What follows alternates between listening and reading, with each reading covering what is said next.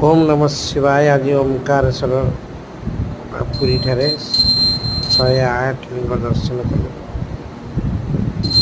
एवं या परिसर बुली देखिलु। अत्यंत चित्ताकर्षक एवं मंदिर परिसर अत्यंत शांत। यार गौशाला बहुत बड़ लगे।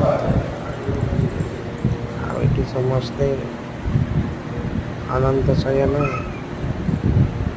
एवं राधा कृष्ण ये सब मंदिर बहुत भल लगे। सका मन प्रफुल्लित है।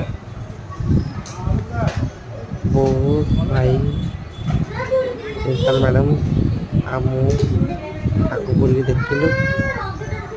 यापर हम अलारनाथ मध्य दर्शन करते।